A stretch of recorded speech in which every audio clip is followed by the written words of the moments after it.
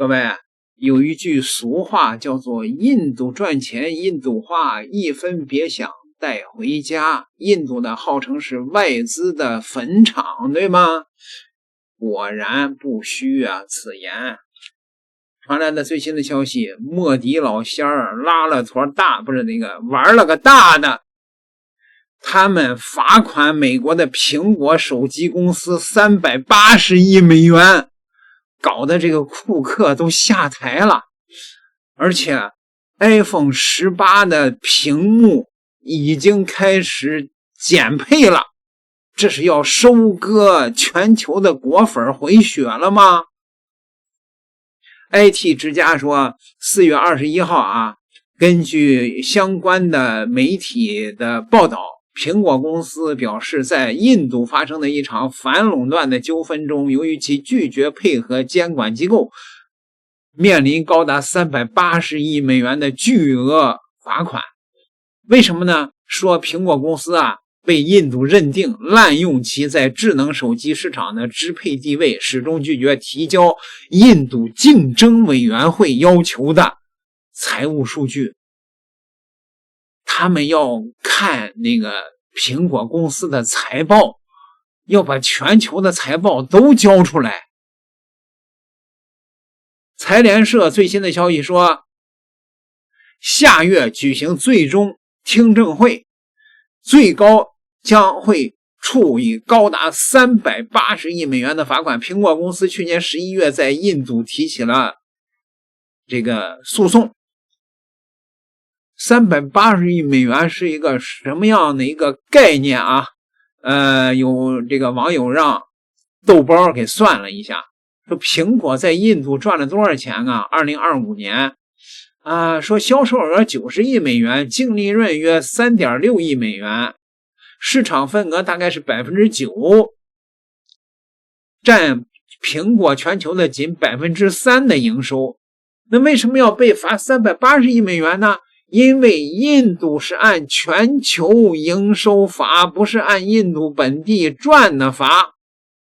那位说你等会儿吧，不是印度凭啥要罚人家苹果全球的销售额啊？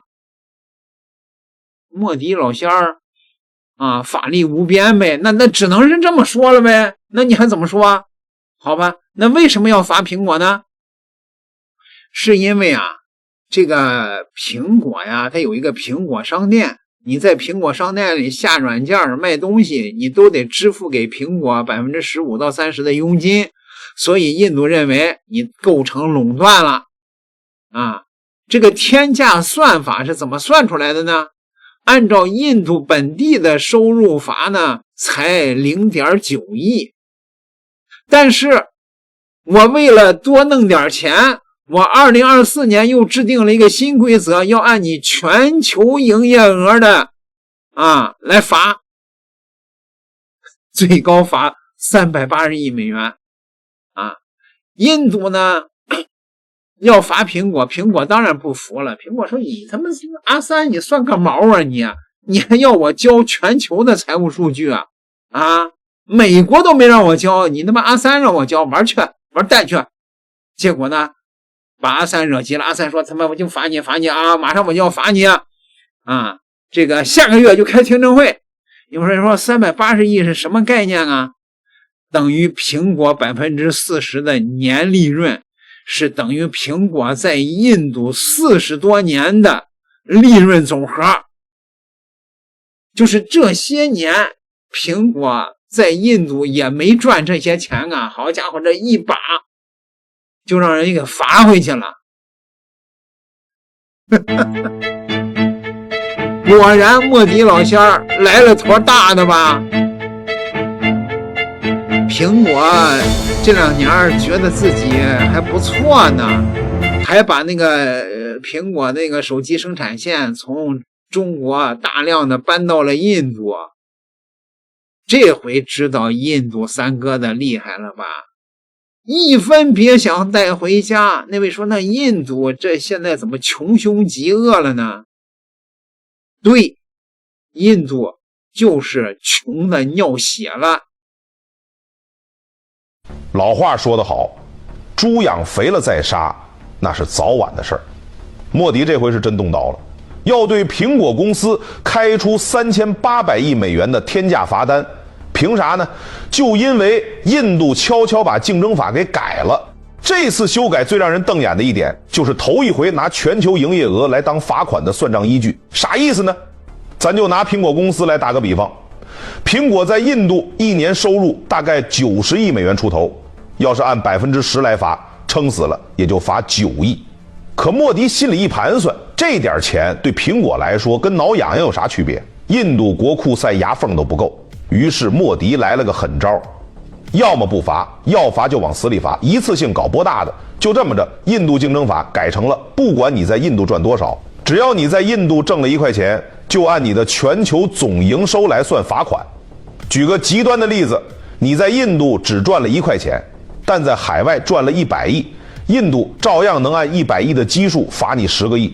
也就是说，苹果在印度一年收入90亿美元出头，可印度直接拿苹果全球营收3800亿美元当基数，要罚380亿，这啥概念？相当于苹果在印度白干4年。再往细了算，苹果净利润大概29%，在印度一年也就净赚26亿美元左右，被罚380亿，等于14年半全白忙活，1毛钱都落不下。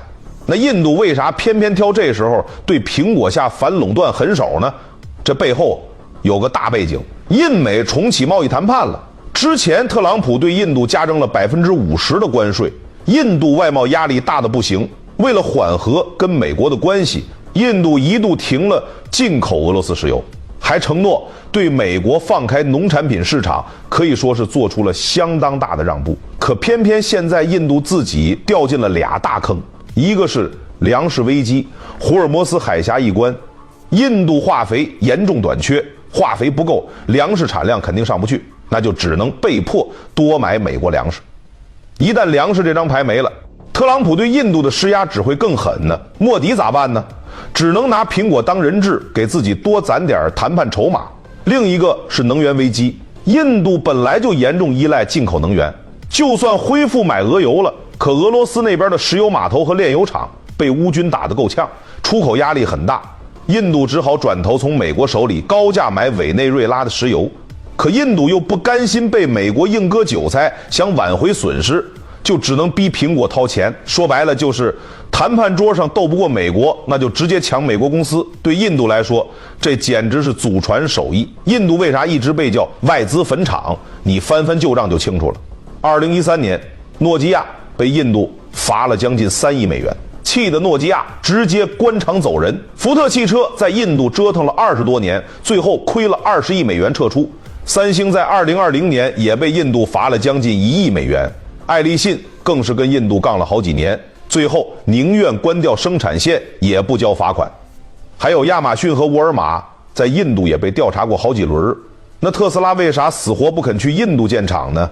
马斯克早就把印度那套路摸透了，苹果一进印度门，其实就被盯上了。唯一幸运的是，苹果没把主要生产线压在印度，中途叫停了，转头搬去了越南。相比之下，越南的营商环境可比印度强太多了，先给甜头，把企业引进来，再翻脸罚款，这不过是印度的老套路罢了。总之一句话，在印度赚的钱，在印度花，1毛都别想带回家。大家觉得苹果这回能扛得住吗？美国苹果公司20号发布公告说，该公司负责硬件工程的高级副总裁约翰·特努斯将从9月1号起接替蒂姆·库克，担任苹果公司首席执行官。库克将转任董事会执行主席。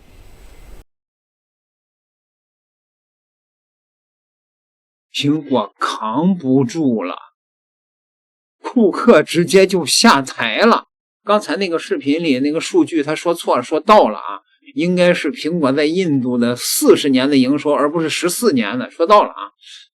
那怎么办啊？这么大的窟窿怎么填呢？哎，让全球的尤其是中国的一些忠实的果粉填呗。传出来的最新的消息是，苹果 iPhone 18的屏幕减配了，用回了 iPhone 14那个时代的屏幕的基材材料。在全球果粉上收割回血，这俩一个都不是好玩意儿。